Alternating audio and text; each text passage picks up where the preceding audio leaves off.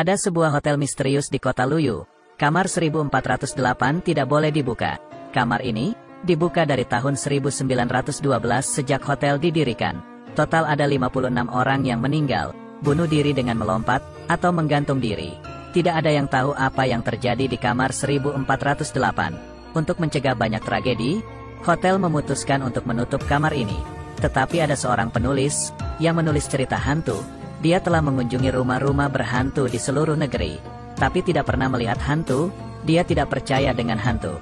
Mendengar kamar hotel ini, dia segera ke hotel itu dan check-in di meja resepsionis. Tetapi diam-diam dia telah menelpon manajer hotel. Pria itu tersenyum dan berkata bahwa kami akan meningkatkan Anda ke suite presidensial. Penulis mengatakan bahwa saya ingin kamar 1408. Manajer memintanya datang ke kantor untuk mengobrol dan merubah senyumnya. Saya dengan sungguh-sungguh meminta agar Anda tidak tinggal di kamar itu. Penulis tidak berkompromi. Manajer mengeluarkan buku catatan tebal. Anda dapat melihatnya. Korban pertama meninggal pada tahun 1912 setelah pembukaan hotel. Dengan memotong tenggorokannya, penulis terus membalik setiap halaman. Ini adalah tragedi yang berbeda. Manajer mengatakan bahwa tidak ada yang melewati itu selama 1 jam. Dia lebih tertarik, mengatakan bahwa dia harus tinggal. Jika tidak saya akan menuntut Anda, manajer hotel. Manajer akhirnya setuju. Manajer mengantarnya ke atas.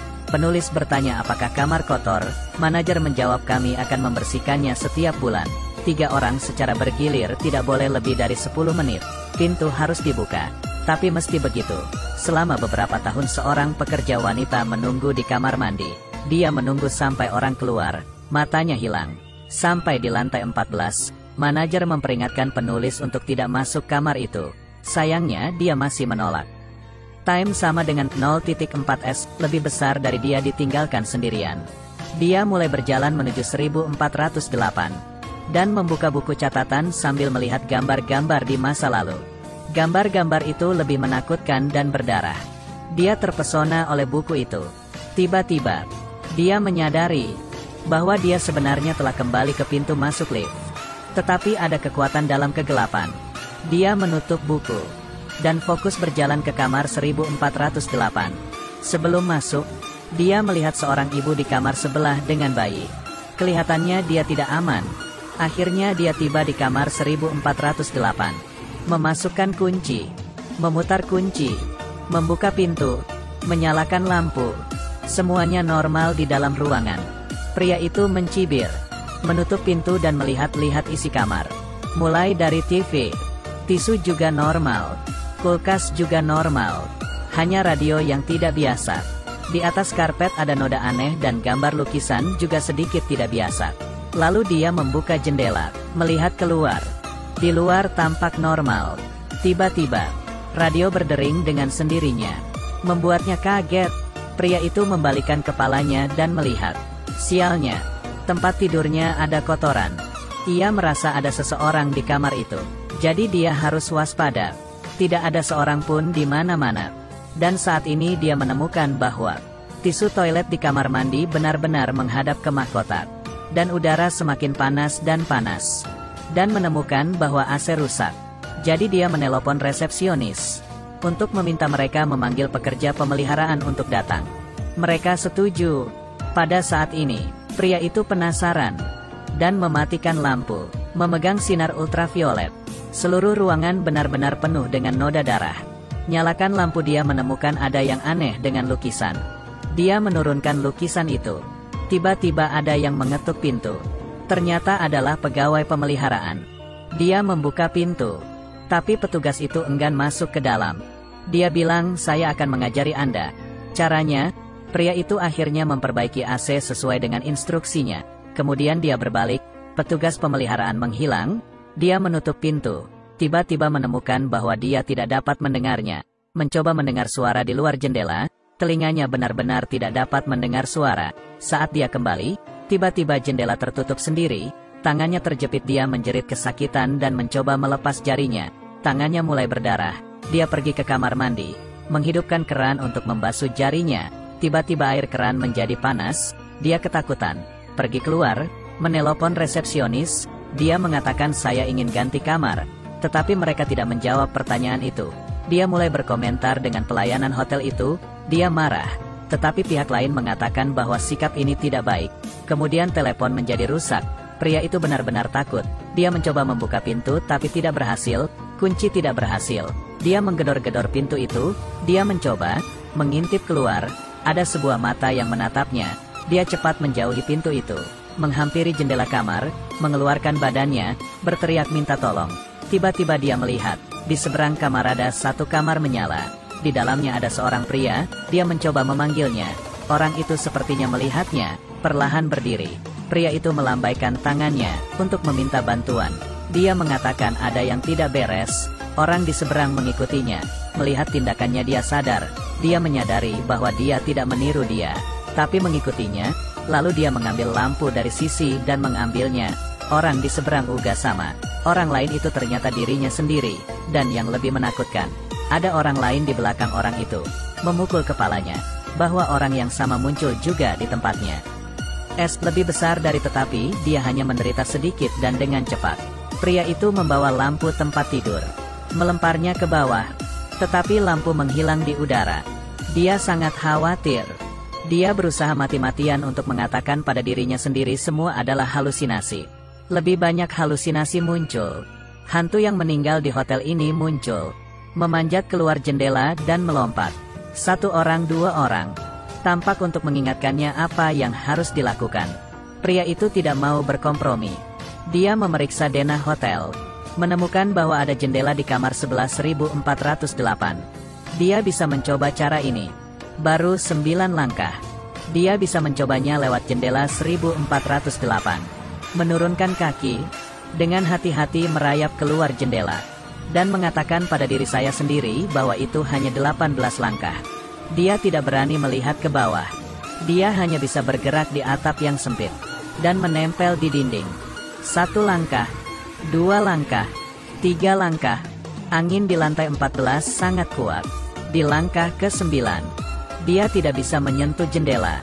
Tiba-tiba dia melihat tidak ada jendela di depannya. Hanya ada dinding yang tak berujung. Dia akhirnya kembali. Tidak mudah kembali ke kamar 1408. Jendela tertutup sendiri. Dia bangkit, dan memeriksa kembali denah kamar. Semua telah berubah. Hanya ada satu kamar 1408. Dia kembali mengintip. Di luar hanya ada tembok. Jendela berubah menjadi tembok. 1408 sudah jadi ruang rahasia. Suhu AC turun. Untungnya, sinyal bisa connect ke wifi. Dia buru-buru login, dan menghubungi mantan istrinya. Setelah video itu, air mulai menyembur ruangan, merusak listrik, komputer menjadi rusak. Harapan terakhir hilang. Tidak bisa menelpon. Tidak ada yang berfungsi. Kemudian dia mengambil buku di meja. Dia tidak pernah religius. Mengambil Alkitab. Dibukanya, tetapi dalamnya kosong. Tidak ada yang bisa dibaca. Sekarang adalah musibah. Sudah terlambat untuk menyesal. Sayangnya, segera ruangan menjadi dingin dan mulai membeku. Kamar hotel membeku. Suhu AC sampai minus. Dia memakai selimut, meminum alkohol, membakar barang. Tiba-tiba, komputer menyala. Dia merangkak mendekati komputer. Videonya masih hidup. Dia bertanya apa sudah telepon polisi. Dia bilang sudah. Polisi sudah di kamar 1408. Tapi kamarnya kosong. Pria itu bingung. Dia ada di kamar 1408. Dia tahu kamar ini penuh kejahatan. Dia bilang dia ingin mati. Perempuan itu berencana mendatangi hotel dan menyelamatkannya. Pria itu berkata jangan datang. Siapa yang tahu? Layar itu tiba-tiba muncul. Cepat datang, aku di kamar 1408. Anda menyelinap masuk. Pria itu mencoba menahannya. Tapi wanita itu tidak bisa mendengar suaranya. Pria itu menatapnya di layar. Pria itu tersenyum padanya. Tiba-tiba, ruangan mulai runtuh. Dinding mulai bergerak. Teriakan minta tolong kru juga mendengar satu demi satu. Di dalam kamar air terus turun. Pria itu bangkit, memukul lukisan, air mengalir keluar dari lukisan, dan membanjiri ruangan. Pria itu berangsur-angsur kehilangan kesadaran. Akhirnya dia tersadar. Dia ada di rumah sakit. Semua orang sangat gembira. Pria itu merasa tenang. Segala sesuatu tentang 1408 hanyalah mimpi buruk. Pernahkah mereka mendengar tentang hotel itu? Perempuan itu menjawab tidak. Jadi itu hanya mimpi.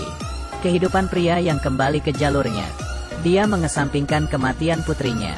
Mengambil inisiatif untuk kembali dengan mantan istrinya. Pengalaman 1408 ditulisnya menjadi sebuah buku. Dia membawanya ke penerbit. Di kantor pos. Tiba-tiba dia menemukan bahwa petugas kantor pos adalah petugas hotel. Kemudian terjadi hal yang luar biasa. Semua orang di kantor pos sibuk menghancurkan tembok. Ada tulisan di dinding. Ini adalah kamar 1408. Ternyata, semua orang tidak pernah meninggalkan ruangan. Saat ini, ruangan telah menjadi reruntuhan yang terbakar. Putrinya yang sudah meninggal muncul. Dia meneteskan air mata dan memeluknya erat. Tidak lama, putrinya kembali mati. Pria itu tidak bisa terima. Kenapa putrinya harus mati 2 kali? Pria itu menghancurkan barang-barang di ruangan yang begitu kejam. Kemudian, penghitung waktu berakhir. Dia bertahan selama 1 jam. Kamar itu kembali seperti semula. Telepon berdering. Pria itu mengangkatnya. Ada suara di telepon. Berkata bahwa jam ini akan memulai kembali putaran tak terbatas. Tapi Anda juga bisa memilih layanan check-out kilat. Melihat sebuah tali yang diikat. Membujuknya untuk bunuh diri. Suara di telepon juga mengatakan istrinya akan datang dalam 5 menit. Pria itu marah. Bahkan jika dia meninggal, dia akan merusak ruangan ini. Pria menghabiskan seluruh hidupnya melarikan diri. Setelah anak perempuannya meninggal, dia melarikan diri dari kenyataan. Ayahnya sudah tua di panti jompo. Dia membakar kamar dan berniat membakar dirinya. Di lantai bawah, staf hotel semua diusir karena kebakaran. Mereka melihat api berasal dari kamar 1408. Membakar abis. Dia di atas bertekad. Dia menggunakannya botol memecahkan jendela. Kamar meledak. Semua habis di dalam 1408. Tidak ada lagi tragedi. Di dalam kamar 1408. Dia akan menjadi yang terakhir. Tetapi, kamar 1408 bukanlah kamar hotel biasa. Kamar hotel sebenarnya melambangkan hati seseorang. Tidak ada yang berani menghadapinya. Hanya ingin melarikan diri. Gemetar. Tetapi seringkali yang kesepian akan kalah. Jadi tolong jangan tinggalkan orang yang kamu cintai yang mencintaimu. Dengan mereka, kamu akan menjadi lebih kuat.